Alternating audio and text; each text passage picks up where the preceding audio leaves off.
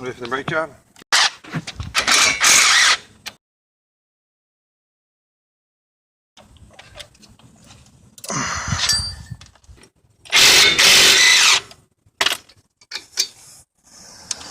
Okay, I'll lift this up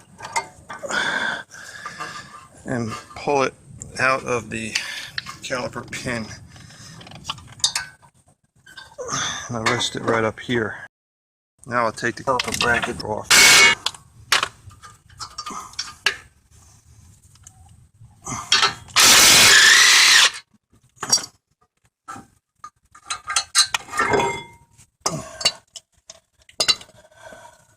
I'll take these brake pad slide shims off.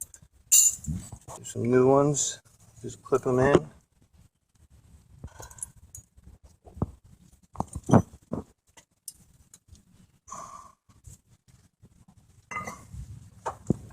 I don't particularly endorse the brake pad manufacturers. I've always liked Akibono pads, but I've been using these Raybestos EHTs, enhanced hybrid technology pads, and the feedback from my customers have been very positive using these pads. They're almost like half the price of Akibonos.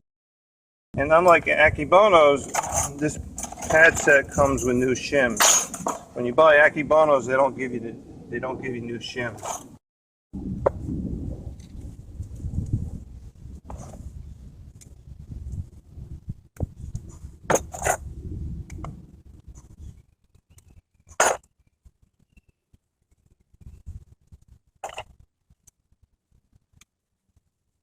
Now I'm going to load the caliper bracket with the pads.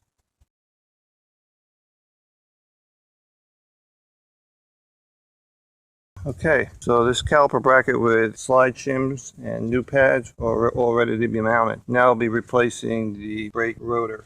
So customers who want new rotors, I recommend they get the rotors that are coated so you won't have rust buildup on the inside of the rotor and right around the cooling vanes, like you see over here. So this is a Reybestos coated rotor. I've put these on different customers' vehicles and feedback has all been positive. A common mistake with people replacing Honda brakes is they try to use a regular Phillips head screwdriver to get these screws out and they strip the heads. So I use this mechanical punch tool where when you depress on it, the bit turns counterclockwise. So there's no way you'll strip the head of the screw.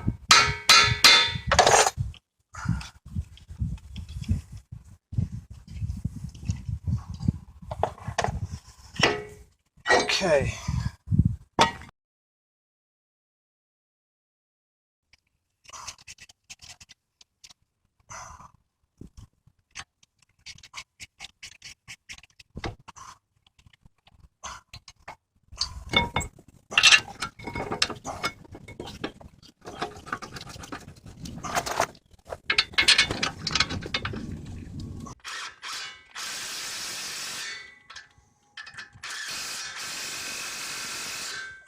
So now I'm going to compress the caliper piston, recess it back into the caliper. Then I'll lubricate the lower caliper pin. It's important to lubricate the caliper pin so that the caliper floats over the pad so you'll get even pad wear. Now I'll lubricate the upper caliper pin.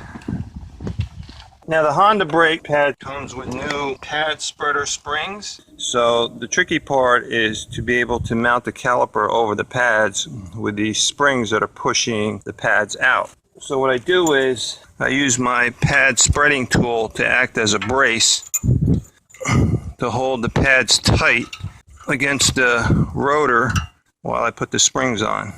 So the springs won't spread the pads out. Here's the pad springs.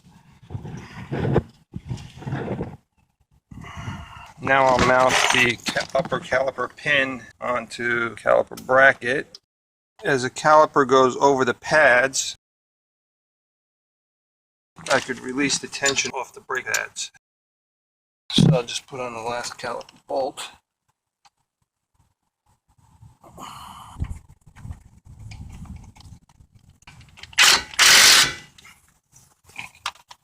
Put back on the brake line bracket. And we're good.